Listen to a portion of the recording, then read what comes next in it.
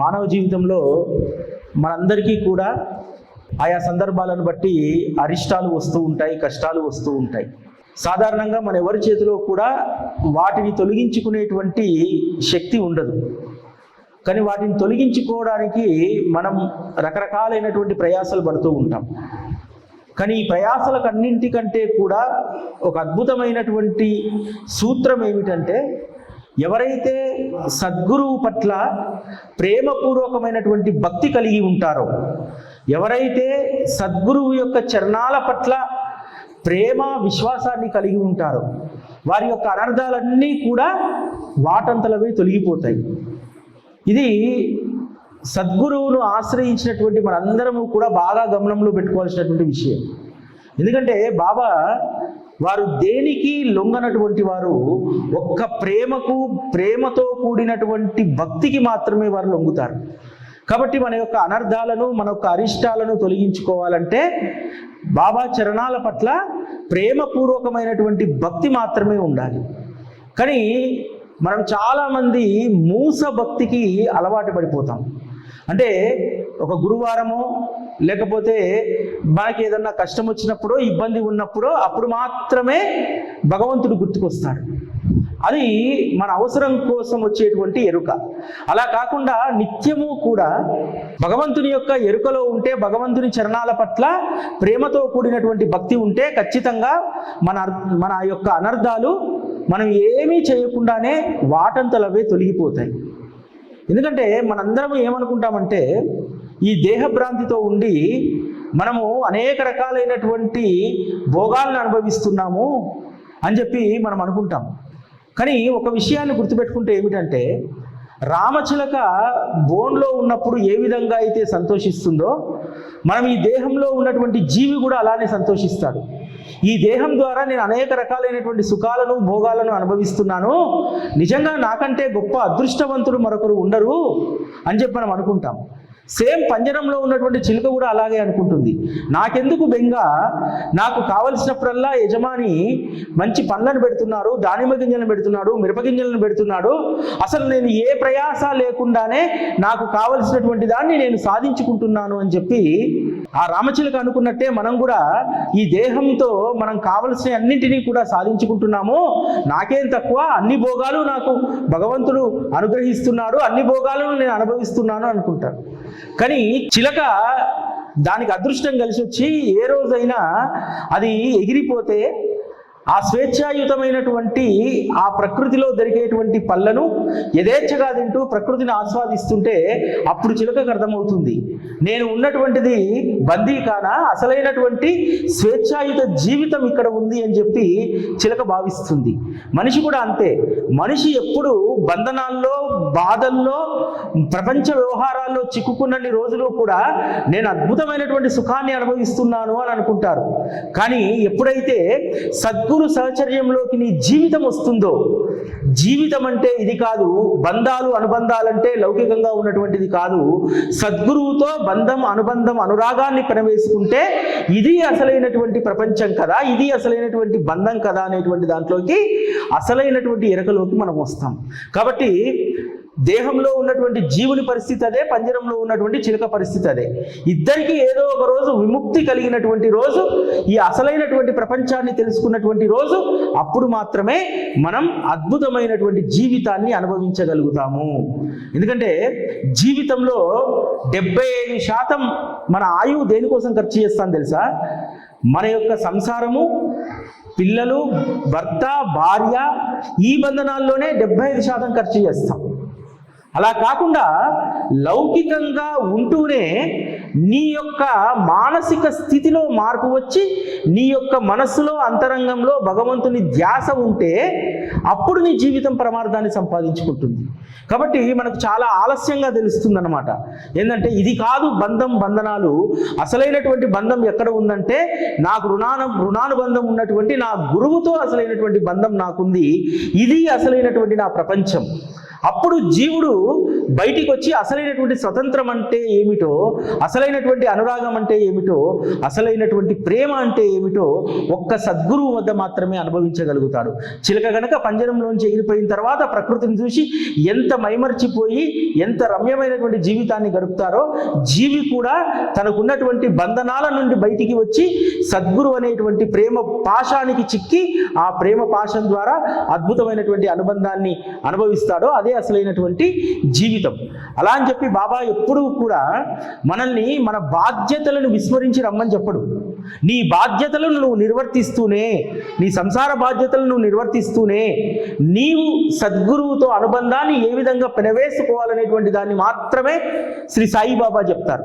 ఎందుకంటే మనము బాధ్యతల నుంచి పక్కకొచ్చి ఒక సోమరిగా మారి ఒక కాషాయం గట్టో లేకపోతే ఒక సాధువుగా మారో సన్యాసిగా మారో ఆయన మార్గంలో ఉండమని చెప్పి బాబా చెప్పడు. నీ బాధ్యతలను నువ్వు నిర్వర్తిస్తూనే సద్గురువు యొక్క ధ్యాసలో ఎలా ఉండాలో అద్భుతమైనటువంటి బోధ శ్రీ సాయి సచ్చరితలో ఉంటుంది. శ్రీ సాయి సచ్చరితలో ఉన్నటువంటి ప్రతి అధ్యాయం కూడా ఎంత అపురూపమైందంటే బాబా యొక్క చర్యలు చాలామందికి అర్థం కావు. ఇప్పుడు మనం ముందు మాట్లాడుకున్నట్టు మన బంధనాలను వదిలిపెట్టి రావాలి, మన బంధాలను వదిలిపెట్టి రావాలంటే కుటుంబాన్ని వదిలిపెట్టి రావడం కాదు. నువ్వు అనవసరంగా పెనవేసుకున్నటువంటి చిక్కుముళ్ళ నుంచి బయటికి రమ్మని చెప్తున్నాడు. బాబా చెప్పేటువంటి బోధ, చేసేటువంటి చర్యలు చాలా అద్భుతంగా ఉంటాయి. ఒకసారి నానాసాహెబ్ చందోర్కర్ తోటి ఒక యోగాభ్యాసి షిరిడీకి వస్తాడు. షిరిడీకి వచ్చినటువంటి సందర్భంలో అతను ఏమని నిశ్చయించుకొని వస్తాడంటే అతనికి పతాంజలి యోగా ఇదంతా కూడా పర్ఫెక్ట్గా నేర్చుకున్నాడు. కానీ సమాధి స్థితిలో ఉండేటువంటి దాంట్లో ఎక్కువసేపు ఉండలేకపోతున్నాడు. కాబట్టి అటువంటి సాధన తన వల్ల కావట్లేదు. ఎవరైనా సరే యోగీశ్వరులు మాత్రమే దాన్ని బోధిస్తారని చెప్పి నానాసాహెబ్ బాబా గురించి చెప్పడంతో షిరిడీకి వస్తారు. వస్తే వారు ద్వారకామాయికి వస్తుండగా బాబా ఎండిపోయిన రొట్టెలో ఉల్లిని నలుచుకొని తింటూ ఉంటాడు. అది చూసినటువంటి యోగాభ్యాసి మనస్సులో కలకలం చెలరేగుతుంది. అరే, ఉదయాన్నే ఎండు రొట్టెలో ఉల్లిపాయ నలుచుకొని తినేటువంటి వాడు నాకేమి సమాధి స్థితి బోధిస్తాడు, అరే అనవసరంగా నేను రాంగ్ ప్లేస్కి వచ్చానే అని అనుకుంటాడు. అప్పుడు బాబా ఆ యోగాభ్యాసి దగ్గరికి వెళ్ళగానే అంటాడు, నానా, ఎవడికైతే ఉల్లిని రొట్టెను తిని అరాయించుకునే శక్తి ఉంటుందో వాడు మాత్రమే ఈ ఉల్లిని రొట్టెని తినాలి నానా అని అంటాడు. అప్పుడు యోగాభ్యాసికి అర్థమవుతుంది, తన మనసులో అనుకున్నటువంటి మాట బాబా గ్రహించేశాడు. అప్పుడు తను అనుకుంటాడు, అంటే వీరు ఎంత గొప్ప యోగీశ్వరులు కాకపోతే వీరు నా మనసులో ఉన్నటువంటి మాటను గ్రహించారు, కాబట్టి వీరు మాత్రమే నాకు సమాధి స్థితిలో ఉండేటువంటి విద్యను నేర్పగలుగుతారు అని చెప్పి అప్పుడు బాబాకు అనన్య శరణాగతి చేస్తే కొద్ది రోజులు షిరిడీలో ఉండి తను కావాలనుకున్నది, తను సాధించాలనుకున్నటువంటి యోగాభ్యాసాన్ని సాధించి బాబా యొక్క అనుగ్రహ ఆశీస్సులతో అక్కడి నుండి వెళ్ళిపోతారు. అంటే ఇక్కడ కావలసినటువంటిది ఏమిటి? విశ్వాసం. బాబా యొక్క కేవలం ఆ రూపాన్ని చూసి మనం రకరకాలుగా భావించుకుంటూ ఉంటాం.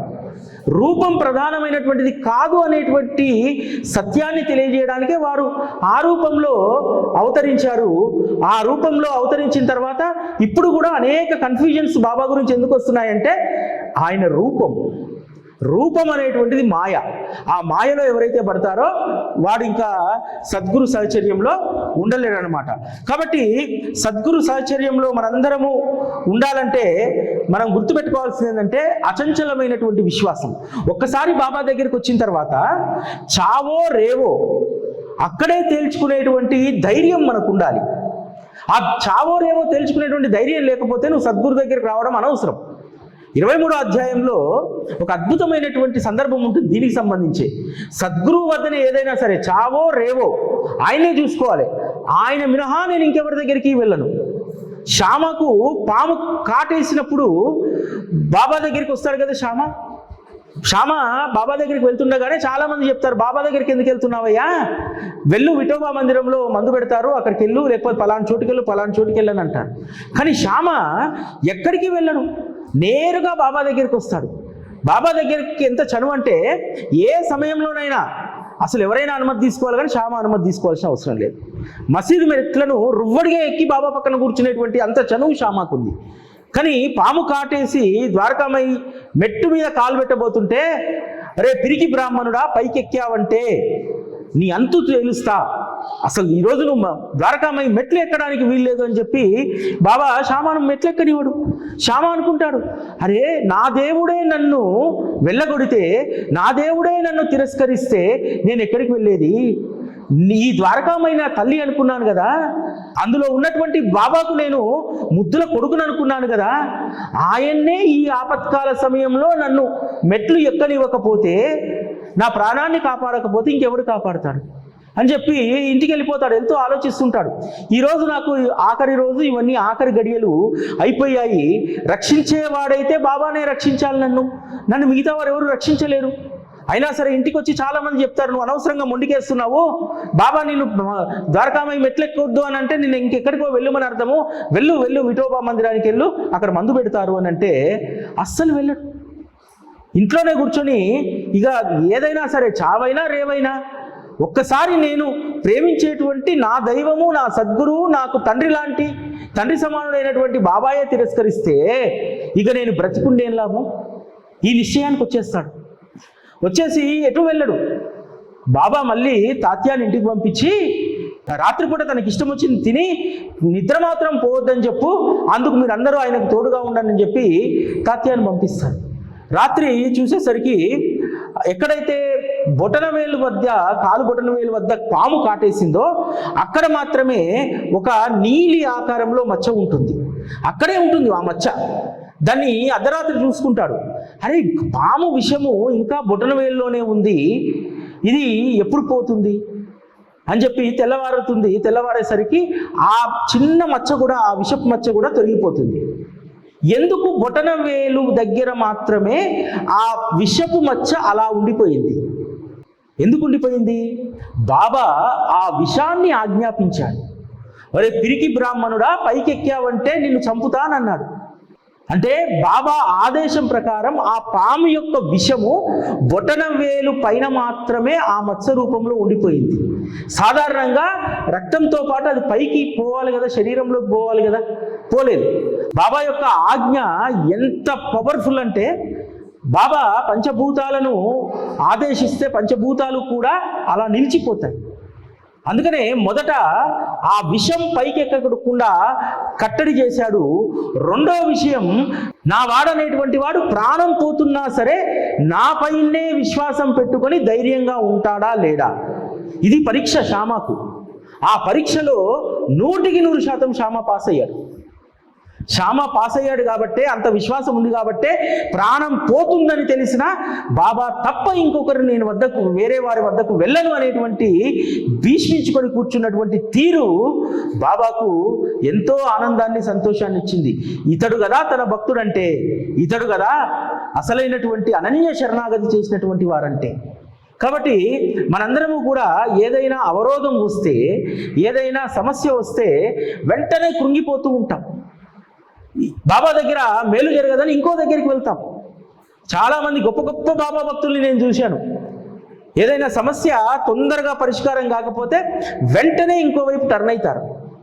టర్న్ అయ్యి ఇది కూడా బాబా నిర్ణయమేమో, బాబా అక్కడికి వెళ్ళమన్నారేమో అనేటువంటి నెపం మళ్ళీ అక్కడ నెప్పుతూ ఉంటారు. ఒకటి గుర్తుపెట్టుకోవాల్సింది ఏంటంటే, సద్గురువుని చేరిన తర్వాత, ఈ అధ్యాయంలో ఎంత అద్భుతంగా రాస్తారంటే, గురువును చేరిన తర్వాత గురువు ఆశ్రయంలో మనమంటూ ఏమీ ఉండం. మన బాధ్యత అంతా ఆయనదే. ఇక్కడ ఆయన ఆశ్రయించినటువంటి వారు ఏమీ చేయాల్సిన అవసరం లేదు. ఎందుకంటే మన యోగక్షేమాలన్నీ ఆయన వదిలిపెట్టిన తర్వాత ఆయన చూస్తాడు. జరిగేటువంటి ఆ జీవన నాటకాన్ని మాత్రమే మనం చూస్తూ వెళ్ళిపోవాలి. మంచి జరిగినా ఏమాత్రం కూడా ఎగిసిపడకూడదు, చెడు జరిగినా ఏమాత్రం కూడా కృంగిపోకూడదు. ఇది సద్గురు సహచర్యంలో మనందరము కూడా తెలుసుకోవాల్సినటువంటి విషయం. ఎందుకంటే మన జీవితాన్ని ఒక్కసారి వారికి అంకితం చేసిన తర్వాత ఇక మనదంటూ ఏమీ ఉండదు. ఆయన యొక్క ఆజ్ఞ ప్రకారం, ఆయన యొక్క నిర్ణయం ప్రకారం. మామూలుగా పాము కరిస్తే ఆ విషానికి చనిపోవాలి కదా, ఆ విషం పైకెక్కాలి కదా. ఎంత విశ్వాసం అంటే, ఇటీవల కాలంలో కృష్ణా జిల్లా గంపలగూడెం ఒక కార్యక్రమానికి వెళ్ళినప్పుడు ఆ గుడి నిర్వహించేటువంటి ఒక ఆయన చెప్పాడు, ఆయన పొలంలో పనిచేస్తున్నటువంటి సందర్భంలో పాము కాటేసిందట. పాము కాటేస్తే అతను ఏం చేశాడు, ఓ గుడ్డను చీల్చి జేబులో ఉన్నటువంటి ఊది తీసి అక్కడ కట్టేశాడు. ఇంటికి వచ్చాడు, స్నానం చేశాడు, స్నానం చేసి అన్నం కూడా తినేశాడు. అప్పుడు గుర్తొచ్చిందట, అరే పాము కాటేసింది కదా, నేను గుడ్డ కట్టి పెట్టుకున్నాను కదా, ఇప్పుడు ఎక్కడికన్నా వెళ్ళాలి కదా అని చెప్పి ఆలోచిస్తుంటే ఇంట్లో వాళ్ళకి చెప్తే కంగారు పడిపోతారని చెప్పి ఇంట్లో వాళ్ళకి చెప్పలేదట. రాత్రి నిద్ర కూడా పోయాడట. మళ్ళీ తెల్లారు లేచాడు. తెల్లారు లేచి ఆ గుడ్డను విప్పేసరికి రక్తమంతా కూడా ఆ ఊది ఉంది కదా, ఊది చుట్టూ కూడా కట్టిపోయిందట. అంటే ఒక బలమైనటువంటి విశ్వాసం. అతనికి ఎంత విశ్వాసం అంటే, ఏదో దెబ్బతాకితే కనుక మనం ఊది పెట్టి బట్ట కట్టుకున్నట్టు అలా పాము కాటేస్తే అలా కట్టుకొని బ్రతికి బయటపడ్డాడు. ఆ మనిషి ఇప్పటికీ కూడా ఉన్నాడు. అంటే ఇక్కడ ఒక్కసారి మనం బాబాను విశ్వసించిన తర్వాత అచంచలమైనటువంటి విశ్వాసం, చావో రేవో ఏదైనా సరే, జీవితమైనా చావైనా అన్నింటికీ కర్త క్రియ మొత్తము కూడా సద్గురు అనేటువంటి దాంట్లో ఉండాలి. సచ్చరితలో హేమాడ్ పంతు ఈ శ్యామ కథ ఊరికేనే రాయలేదు, అనేక లీలలు ఉన్నాయి. ఆ లీలల్లో హేమాడ్ పంతు రాసినటువంటి ఇటువంటి అద్భుతమైనటువంటి లీలలన్నీ కూడా దేనికి సూచిక అంటే, మనందరికీ ఒక గొప్ప ధైర్యాన్ని, బాబా పట్ల గొప్ప విశ్వాసాన్ని కలిగించడానికి ఇటువంటి అన్నీ కూడా హేమాడ్ పంతు రాశారు. ఇంకొకటి, మనం ఇంతకుముందు మాట్లాడుకున్నట్టు, ఒకసారి గురువుకు మన జీవితాన్ని అప్పగించిన తర్వాత ఆయన చేతిలో కీలుబొమ్మలం అయిపోవాలి. ధర్మమా అధర్మమా, లేకపోతే మనం బాబా పనుల్లో మనం చేసేటువంటిది దాంట్లో శాస్త్ర ప్రమాణం ఉందా, ధర్మ ప్రమాణం ఉందా, ఇంకోట ఏ ప్రమాణాలు మనం చూసుకోవాల్సిన అవసరం లేదు. బాబా నీకు ఒక కర్తవ్యాన్ని నిర్దేశిస్తే ఆయన ఆజ్ఞయే మనకు ప్రమాణంగా భావించాలి. ఈరోజు ఈ కార్యక్రమం చేయాలా వద్దా, ఈరోజు ఈ పూజ చేయాలా వద్దా, ఈ పూజకు శాస్త్రం ఏం చెప్తుంది, ధర్మం ఏం చెప్తుంది. గురువుని ఆశ్రయించిన తర్వాత శాస్త్రము ధర్మం అనేటువంటిది ఇక నువ్వు చూడాల్సిన అవసరం లేదు. ఎందుకంటే గురువు శాస్త్ర ధర్మ అనుసారమే ఆయన మనకు అనేక రకాలైనటువంటి వాటిని ఉపదేశిస్తారు తప్ప నువ్వు మళ్ళీ దాంట్లో శాస్త్రము విధి విధానాల గురించి ఎత్తుక్కోవాల్సిన అవసరం లేదు. గురువు నిర్దేశించినటువంటిది. ఈరోజు మనం 4 హారతులు చేసుకుంటాము.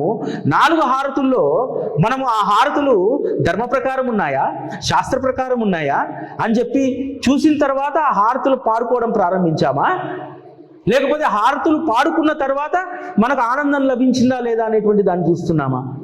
ఇందులో శాస్త్రము ప్రమాణం ఏం చూడమే, మనం ఆయనకు హారతి పాడేటప్పుడు అందులో ఉన్నటువంటి ఆనందాన్ని, తన్మయత్వాన్ని మాత్రమే చూస్తాం.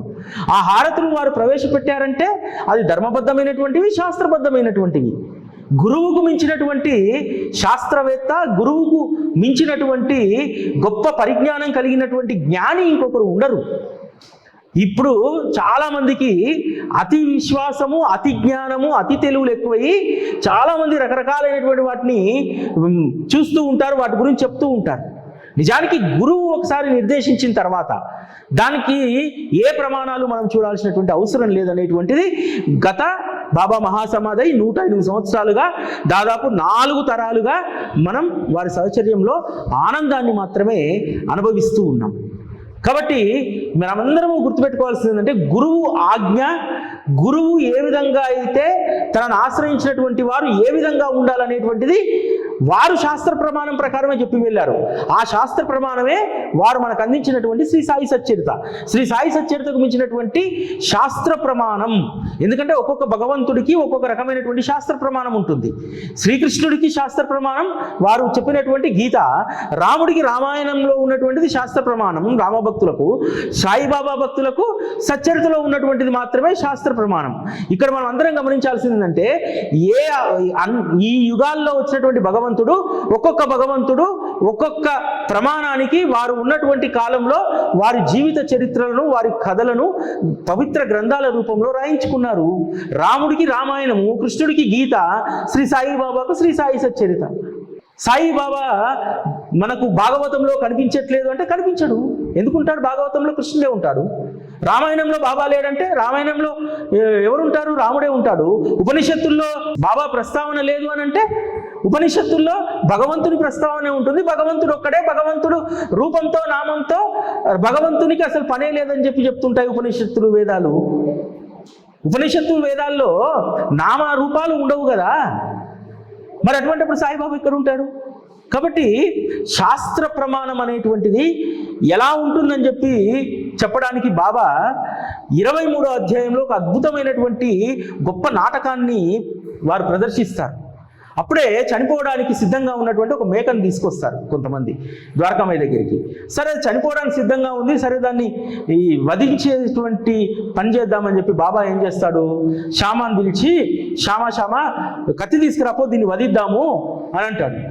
శ్యామ చాలా అసహనంగా, అసలు ఇష్టం లేదు, ఎందుకంటే బ్రాహ్మణుడు కదా, దాన్ని చంపడానికి నేను కత్తి తెస్తే ఆ పాపం నాకే తగులుతుందో అని చెప్పి కత్తి తెచ్చినా సరే అది తీసుకెళ్లి వాడాలో దాచిపెడతాడు. బడే బాబాని పిలుస్తాడు. శ్యామ అంటే బ్రాహ్మణుడు, బడే బాబా ముసల్మాను. బడే బాబాని పిలిచి దీన్ని మనం నరుకుదాము, కత్తి తీసుకురాపో అంటే వాడకు పోయి అనే కూర్చుంటాడు. అంటే బ్రాహ్మణుడు మేకను వధించాలంటే ఆలోచించాడు, అదేవిధంగా ఒక ఫకీర్ బాబా అయినటువంటి బడే బాబా ఆలోచించాడు. ఎందుకంటే పాపం కలుగుతుందేమో. గురువు పాపాన్ని అంటగడతాడా? గురువు ఎప్పుడు పాపాన్ని అంటగట్టాడు కదా. రాధాకృష్ణ ఏం చేస్తుంది, ఆ విషయం తెలిసి ఆమె బ్రాహ్మణోత్తం రాలే, ఆమె ఏం చేస్తుంది, అరే కత్తి ఉంటే నా కత్తితోటి మేకలు ఎక్కడ నరుకుతారు అని చెప్పి ఆ కత్తిని తెప్పించుకుంటారు. మరి వీళ్ళందరూ కూడా మనం సచ్చరితలో చదివినప్పుడు శ్యామ లేకపోతే బాబాకు పొద్దుపోదు, అసలు శ్యామతో ఉన్నటువంటి అనుబంధం మామూలుది కాదు. బాబా ఎవరైనా పెళ్లికి పేరంటానికి రమ్మంటే నా బదులు శ్యామ వస్తానన్నాడు. మరి శ్యామకు అంత విలువిచ్చాడు. శ్యామ మరి గురువు ఆజ్ఞను ధిక్కరించి వాడాలో కూర్చున్నాడు కదా. అంటే సద్గురువే సర్వస్వం అని చెప్పి నమ్మొచ్చినటువంటి రాధాకృష్ణ అయి నా కత్తితో నరికితే పాపం తగ్గుతుంది అనుకుంది కదా. బడే బాబా మామూలుడా? బడే బాబాకు రోజుకు 50 నుంచి 100 రూపాయలు దక్షించేటువంటి వాడు బాబా. అంతేకాదు బడే బాబా రాకుండా భోజనం చేసేటువంటి వాడు కాదు. అన్ని పల్లెల్లో సిద్ధమైన తర్వాత బడే బాబా కావాలని చెప్పి నా పక్కన కూర్చునేవాడు. కూర్చుంటే బడే బాబా అని పిలవగానే లేచి వచ్చి బాబా ఎడం చేతి వైపు కూర్చునేటువంటి వాడు బడే బాబా. మరి అంత గౌరవం ఇచ్చాడు. మరి అటువంటి గౌరవం ఇచ్చినటువంటి గురువు యొక్క ఆజ్ఞను పరిపాలించలేదు. కానీ బాబా ఏం చేశాడో తెలుసా? అసలైనటువంటి ఉత్తమ గుణాలు కలిగినటువంటి శిష్యుడు ఎలా ఉంటారు? కాకాసాహెబ్ దీక్షితు నిజంగా గురుభక్తిలో మేరు పర్వతం లాంటి వాడు. అది బాబాకు తెలుసు. బాబా తన శిష్యుడు అనేటువంటి గురుభక్తి ఎలా ఉంటుందనేటువంటి దాన్ని నిజంగా చెప్పాలంటే బాబా మెడలో తాయిత లాంటి వాడు కాకాసాహెబ్ దీక్షితు. అంత గొప్ప గురుభక్తి కలిగినటువంటి వారు. అది ఒక బాబాకు తెలిస్తేనే సరిపోతుందా? అందరికి తెలియాలి కదా. ఎందుకంటే రత్నాన్ని పరీక్షించాలంటే దానికి తాడు కట్టి నిప్పుల్లో వేయాల్సిందే. బంగారాన్ని పరీక్షించాలంటే దాన్ని పుటం పెట్టడానికి అగ్నిలో కాల్చాల్సిందే, దాని దెబ్బలు తినాల్సిందే. అందుకని తమ ఉత్తమమైనటువంటి శిష్యుణ్ణి ఈ ప్రపంచానికి చాటి చెప్పడానికి కాకాసాహెబ్ పిలుస్తాడు. కాకా వెళ్ళి కత్తి తీసుకురాపో, దీన్ని వధిద్దాం, చచ్చిపోయేలాగుందని అంటే వెళ్ళి కత్తి తెస్తాడు. కత్తి తెచ్చి ఒకవైపు ఏమో వెనకాల పిలక ఉంటుంది, పంచ కట్టుకొని ఉంటాడు. పంచ పైకి లేపి చేయి పైకి ఎత్తి దాన్ని నరకబోతూ ఉంటాడు. నరకబోతూ ఉంటే బాబా ఆపుతాడు. ఏమయ్యా, నువ్వు బ్రాహ్మణుడు కదా, ఇంత కూడా దయలేదా? ఆ జీవిని చంపడానికి నీ మనసు ఎట్లా వచ్చిందయ్యా? కాకా ఏమి నువ్వు కనీసం ఆలోచించలేదా? శాస్త్రం ధర్మం తెలిసిన వాడివి కదా, నువ్వు మరి బ్రాహ్మణ కులంలో పుట్టావు కదా, శాస్త్రం ధర్మం నీ కులానికి ఇటువంటి హత్య చేయడానికి అది ఒప్పుకోవు కదా అనంటే కాకా అన్నటువంటి మాట ఏమిటో తెలుసా? బాబా, మీ వాక్యే మాకు ధర్మశాసనం, అంతకు మించినటువంటి ధర్మశాసనం ఇంకోటి లేదు. మీరు దాన్ని నరకమన్నారంటే మీ వాక్కు ముందు ధర్మము శాస్త్రం అనేటువంటివి మాకు సంబంధం లేదు. ఎందుకంటే ధర్మసమ్మతంగా లేనటువంటి దాన్ని మీరు మీ శిష్యులతో చేయించరు. ఇది బాగా గుర్తుపెట్టుకోవాలి. ధర్మ సమ్మతించినటువంటి దాన్ని ఖచ్చితంగా గురువు ఉపదేశించడు. ఆ విధంగా బాబా మాకు మీ యొక్క వాక్యే మాకు ఆజ్ఞ, ఆ ఆజ్ఞను మేము మీరలేము. మీ వాక్యే మాకు వేదాలు ఉపనిషత్తులు. కాబట్టి బాబా ఇందులో ధర్మాధర్మాన్ని నేనెందుకు ఎంచాలి? ఆ ధర్మాధర్మాన్ని ఎంచాల్సినటువంటి వారు మీరు కదా. ఇది నరకడం ధర్మం అయితే మీ ఆజ్ఞ ప్రకారం నరకడమే నా కర్తవ్యం. గురువు ఆజ్ఞను పరిపాలించడం తప్ప మాకు ఇంకొకటి తెలియదు అని అంటారు. తర్వాత బాబా దాన్ని తీసుకెళ్ళి అక్కడ తాకియాలో ఇచ్చేసి ఏంటంటే ఆ తాకియాకు తీసుకెళ్తుండగానే మధ్యలోనే అది మరణిస్తుంది. ఇదంతా చనిపోవడానికి సిద్ధంగా ఉన్నటువంటి మేకను ఒక సాకుగా చేసి బాబా ఎంత అద్భుతమైనటువంటి బోధ చేశారు. భవిష్యత్తులో మీరందరూ గుర్తుపెట్టుకోండి, నా ఆజ్ఞ నా వాక్కు ముఖ్యమా, నా వాక్కును విన్న తర్వాత ఆ వాక్కు సరైందా కాదా అనేటువంటిది మీరు ధర్మ పరిశీలన, శాస్త్ర పరిశీలన చేస్తారా? అంటే గురువు ఎప్పుడైనా సరే అధర్మమైనటువంటి కార్యాలు ఎవరితో చేయించరు. గురువు ఎప్పుడూ కూడా ధర్మాన్ని, శాస్త్రాన్ని అనుసరించే తన భక్తులకు ఉపదేశాలను, ఆజ్ఞలను, బోధను చేస్తారు తప్ప ఇంకొకటి ఉండదు అనేటువంటి అద్భుతమైనటువంటి సారం 23వ అధ్యాయం మనకు తెలియజేస్తుంది. ఆ తర్వాత 24వ అధ్యాయంలో కూడా ఎంత అద్భుతమైనటువంటి సులువైనటువంటి బోధ బాబా చేస్తారు. బాబా పరిహాసం ఆడుతూనే అద్భుతమైనటువంటి బోధ చేస్తాడు. హేమాడ్ పంతు ఆ రోజు ఆదివారం సంత ఉంటుంది షిరిడీలో. సంతకు ఏ రోజు కూడా హేమాడ్ పంతు వెళ్ళలేదు. కానీ హేమాడ్ పంతు ద్వారా గొప్ప బోధ మనకు తెలియజేయడానికి హేమాడ్ పంతు కోర్టు మడతల్లో నుంచి శనగలు రాలిపడతాయి. శనగలు రాలిపడితే శ్యామ అడుగుతాడు, అన్నా సాహెబ్ మీరు శనగలు రాలిపడుతున్నాయి, శనగలు ఏమైనా తెచ్చుకొని తిన్నారా అని అంటారు.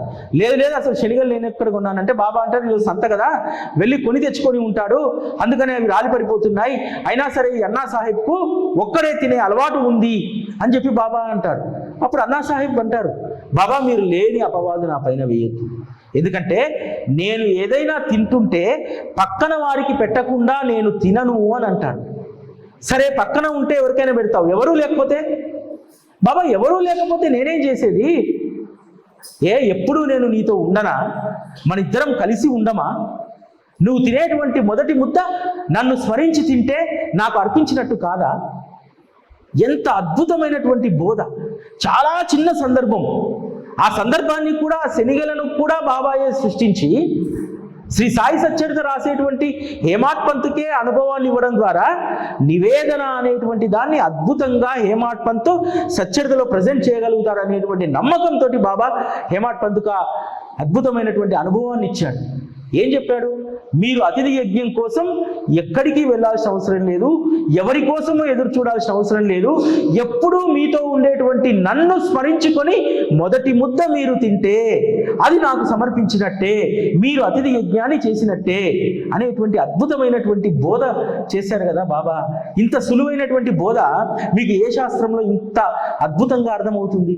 ఎన్ని శాస్త్రాలు చదివితే, ఎన్ని ఉపనిషత్తులు చదివితే, ఎన్ని గ్రంథాలు చదివితే ఈ అతిథి యజ్ఞం అనేటువంటి బోధ అంత సులువుగా అర్థమవుతుంది? ఒక్క సచ్చరితను పట్టుకున్నటువంటి వారికి మాత్రమే అద్వితీయమైనటువంటి బోధ అర్థమవుతుంది. మన జీవితంలో మనం ఆయా సమయాల్లో ఏ విధంగా ఉండాలి, ఏ విధంగా ప్రవర్తించాలి. నిజంగా అతిథికి పెట్టకుండా మనం ఎవరము కూడా తినకూడదు. శాస్త్రం అదే చెప్తుంది. శాస్త్రం చెప్పినటువంటి దాన్ని అత్యంత సునాయాసంగా, ప్రాక్టికల్గా మనం చేయడానికి ఉపదేశించేటువంటి వారే గురువు.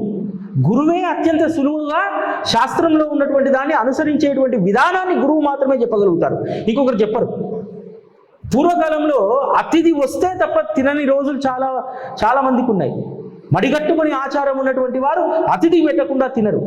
ప్రతిరోజు ఎక్కడి నుంచి రావాలి అతిథి? ఈ రోజు మనం ఉన్నాము ఈ పరిస్థితుల్లో, ఈ కాలమాన పరిస్థితుల్లో రోజు అతిథి మన ఇంటికి వస్తాడా? మరి అతిథి పెట్టకుండా తినేటువంటి ఆహారం విషతుల్యమైనటువంటిది కదా. అది ఎంత పాపం! ఎన్ని నోములు నోయాలి, దానికోసం ఎన్ని వ్రతాలు చేయాలి. అవేమీ ప్రయాస లేకుండా అత్యంత సులువైనటువంటిది. నన్ను స్మరించి మీరు మొదటి ముద్దను స్వీకరిస్తే అది నాకు సమర్పించినట్టే. మొదటి ముద్ద కూడా పక్క పెట్టమనట్లేదు. మొదటి ముద్ద తీసి బయట ఉన్నటువంటి కాకికో పక్షికో పెట్టమనట్లేదు. ఎందుకంటే ఈరోజు హైదరాబాద్ నగరంలో కాకులు పక్షులు కూడా లేవు. కాబట్టి అత్యంత సులువైనటువంటి బోధ. నన్ను స్మరించండి మొదటి ముద్దలో చాలు నాకు సమర్పించినట్టే. ఇంత సులువైనటువంటి బోధ మరి ఏ శాస్త్రము కూడా ఇంత సులువుగా మనం తరించేటువంటి బోధ చేయలేదే. శాస్త్రం ఇవన్నీ చెప్పింది. అనేక వేదాంగాలు, ఉపనిషత్తులు, శాస్త్రాలు ఇవన్నీ చెప్పినటువంటివే. ఈ చెప్పినటువంటి దాన్ని కలియుగంలో అత్యంత సరళంగా అనుసరించే విధానాన్ని చెప్పడానికే సద్గురువు వచ్చాడు. సద్గురువుతో ఏమి పని మనకంటే ఇదే. మనం పాటించాల్సినటువంటి ధర్మం, అనుసరించాల్సినటువంటి శాస్త్రాన్ని అత్యంత సులువుగా శ్రీ సాయి బాబా మనకు బోధిస్తారు. అందుకనే బాబాను ఆశ్రయించినటువంటి మన జీవితాలు తరించాయి. శ్రీ సచ్చిదానంద సద్గురు సాయినాథ్ మహారాజ్ కి జై.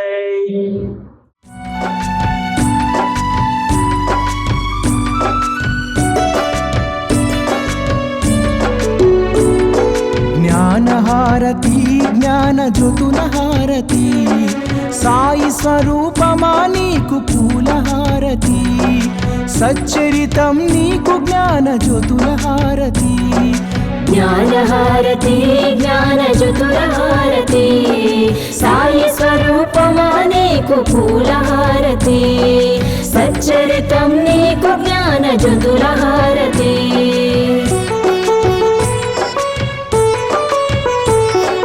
నిత్యం నీ లీలా పఠనంలో మేముంటాము నీ మధుర వచనాలతో మైమరచిపోతాము నీ తోడుగా భక్తి ప్రేమలను పెంచుకున్నాము పాలో వెలిగిన జ్ఞాన జ్యోతులతో హారతి జ్ఞానహారతి జ్ఞానజ్యోతులహారతి సాయి స్వరూపమా నీకు పూలహారతి సచ్చరితం నీకు జ్ఞానజ్యోతులహారతి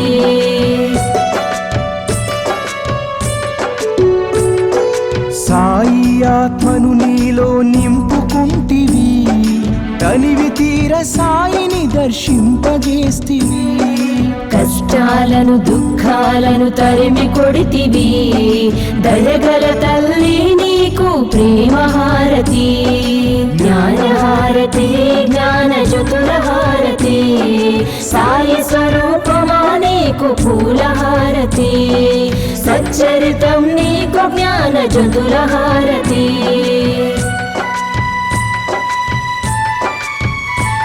మా కర్మలన్నీ తొలగించి కరుణించినావమ్మ శాంతి సౌఖ్యాలను అందించినావమ్మ జీవన నావను దరి చేర్చిన నీకు కర్పూర హారతితో నీరాజనం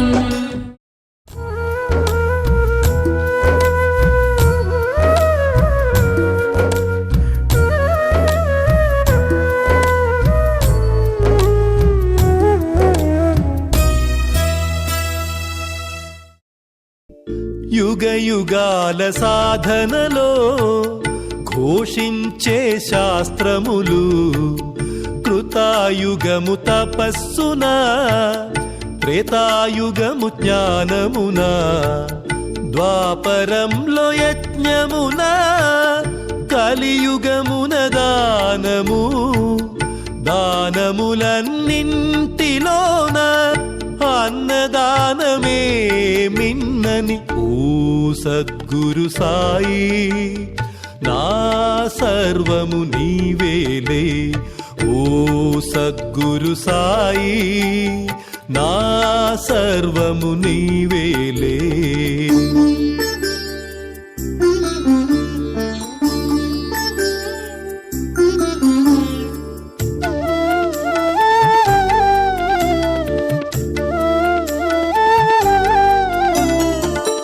మిట్ట మధ్యాహ్న సమయాన ఇంటికెవరు వచ్చిన గాని అతిథి దేవో భవ అని అన్నము పెట్టగానే మన మనసున అన్నదాన ప్రభువని సాయి ఆరోగ్యమునిచ్చు సాయి